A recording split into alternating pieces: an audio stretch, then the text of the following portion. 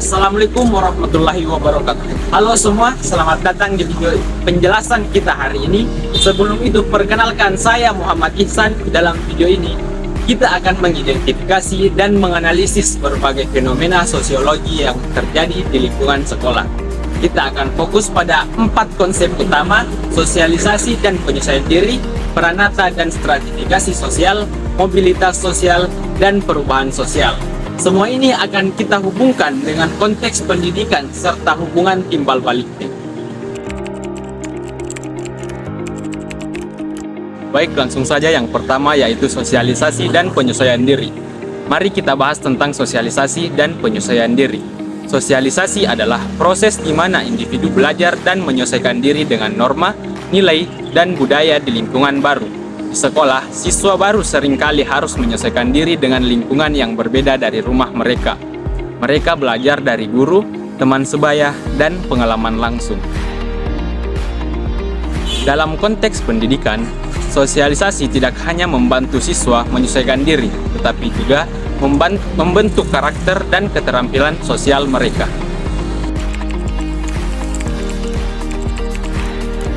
Yang kedua, yaitu peranata dan stratifikasi sosial. Selanjutnya, kita akan membahas tentang peranata dan stratifikasi sosial. Peranata sosial adalah sistem norma dan hubungan yang terorganisasi untuk memenuhi kebutuhan masyarakat. Di sekolah, kita bisa melihat berbagai peranata seperti OSIS, klub ekstrakurikuler, dan aturan sekolah. Stratifikasi sosial merujuk pada pembagian masyarakat ke dalam lapisan-lapisan sosial. Sekolah, kita bisa melihat stratifikasi ini dalam bentuk hierarki, seperti perbedaan peran antara guru, staf, dan siswa. Setiap lapisan memiliki fungsi dan perannya masing-masing yang mendukung kelangsungan sekolah. Ketika pertama kali menginjakkan kaki di sekolah baru, siswa mungkin merasa cemas dan penuh harap. Mereka bertemu dengan wajah-wajah baru, lingkungan yang belum familiar, dan aturan-aturan yang harus dipelajari. Di hari-hari pertama, pengenalan diri menjadi langkah awal yang penting. Siswa memperkenalkan diri di depan kelas, berbagai tentang hobi, minat, dan harapan mereka. Aktivitas ini tidak hanya membantu siswa merasa lebih nyaman, tetapi juga membuka pintu untuk bersahabatan baru. Peran guru sangat krusial dalam proses penyesuaian diri siswa. Guru memberikan bimbingan, dukungan, dan dorongan, memastikan setiap siswa merasa diterima dan dihargai. Teman sekelas juga memainkan peran penting dengan saling mendukung dan membantu dalam berbagai situasi.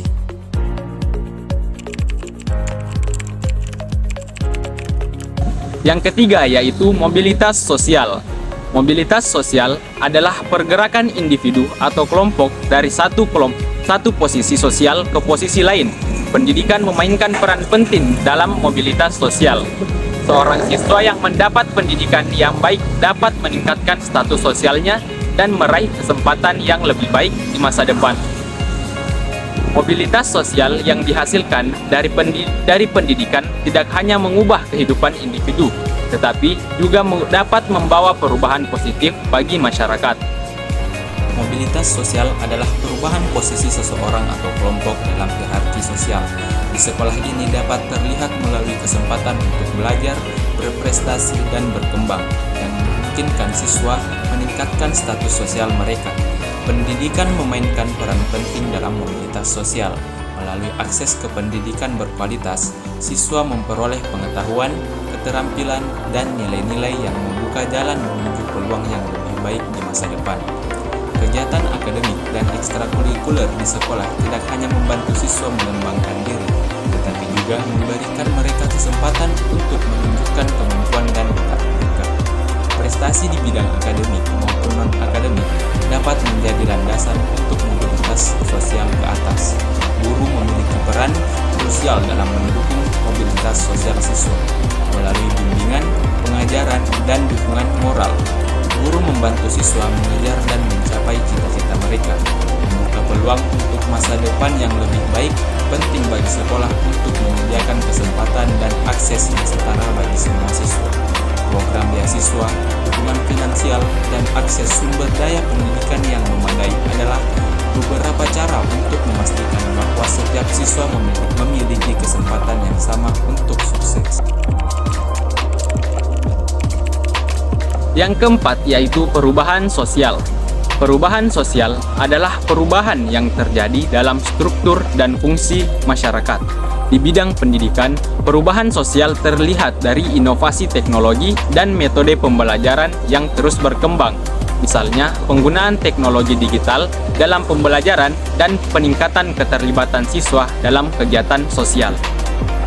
Perubahan sosial adalah transformasi yang terjadi dalam struktur dan dinamika masyarakat di sekolah. Perubahan ini terlihat melalui adaptasi dalam nilai, norma, perilaku, dan hubungan antar siswa, guru, dan komunitas sekolah. Inovasi dalam pendidikan dan teknologi telah membawa perubahan besar dalam cara kita belajar dan mengajar. Penggunaan teknologi di kelas seperti TV, serta akses ke internet dan sumber daya digital telah membuka pintu ke berbagai informasi dan pengetahuan baru. Pembelajaran inklusif adalah salah satu bentuk perubahan sosial penting di sekolah. Dengan menyediakan pendidikan yang setara bagi semua siswa, termasuk mereka yang memiliki kebutuhan khusus, kita mendorong kesetaraan dan keadilan sosial. Guru adalah agen perubahan sosial yang kuat melalui metode pengajaran yang inovatif dan bimbingan yang penuh perhatian. Mereka membantu siswa memahami dan menyesuaikan diri dengan perubahan yang terjadi di sekitar mereka. Namun ada beberapa gap antara konsep pendidikan ideal dengan realita yang kita temui. Misalnya, filosofi pendidikan Ki Hajar Dewantara menekankan pada pendidikan yang memerdekakan dan humanis, tetapi dalam kenyataannya masih banyak siswa yang merasa tertekan oleh sistem pendidikan yang terlalu menekan pada prestasi akademik semata. Kesenjangan ini menunjukkan bahwa masih banyak yang perlu kita perbaiki dalam sistem pendidikan kita. Pendidikan seharusnya tidak hanya berfokus pada prestasi akademik, tetapi juga pada pengembangan karakter dan keterampilan sosial siswa. Namun, terdapat beberapa gap atau kesenjangan antara konsep pendidikan ideal dengan realita. Ki Hajar Dewantara, tokoh pendidikan Indonesia, menyatakan bahwa pendidikan seharusnya membebaskan dan memanusiakan siswa. Filosofi ini menekankan pentingnya pendidikan yang holistik, yang tidak hanya mengembangkan kecerdasan intelektual, tetapi juga karakter, keterampilan sosial, dan emosi siswa. Namun, dalam kenyataannya, banyak siswa yang merasa tertekan oleh sistem pendidikan yang terlalu fokus pada prestasi akademik dan nilai ujian. Tekanan untuk mencapai nilai tinggi seringkali menyebabkan stres dan kelelahan pada siswa, mengabaikan aspek penting lain seperti pengembangan karakter dan kesejahteraan emosional. Selain itu, banyak sekolah yang masih menggunakan metode pembelajaran tradisional yang kurang interaktif dan tidak memfasilitasi pengembangan kreativitas dan keterampilan kritis siswa. Fasilitas yang kurang memadai juga menjadi kendala dalam memberikan pendidikan yang berkualitas. Di balik gemerlap kemajuan teknologi dan modernisasi pendidikan, masih terdapat banyak sekolah di pelosok negeri yang masih menyelenggarakan pembelajaran dengan metode tradisional. Diiringi dengan keterbatasan fasilitas yang memadai, proses belajar mengajar di sekolah-sekolah ini menghadirkan berbagai tantangan dan peluang yang unik. Tantangannya yaitu keterbatasan sarana dan prasarana, metode mengajar yang monoton, dan kurangnya interaksi dan aktivitas.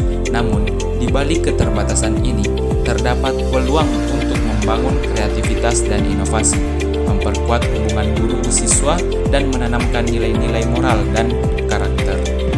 Gap antara konsep pendidikan ideal dan realita ini menunjukkan bahwa masih banyak yang perlu diperbaiki dalam sistem pendidikan kita. Pendidikan seharusnya tidak hanya berfokus pada prestasi akademik, tetapi juga pada pengembangan karakter dan keterampilan sosial siswa. Demikianlah pembahasan kita kali ini tentang fenomena sosiologi dan dalam konteks pendidikan. Semoga video ini bermanfaat dan menginspirasi kita semua untuk terus memperbaiki sistem pendidikan kita. Terima kasih telah menonton. Assalamualaikum warahmatullahi wabarakatuh.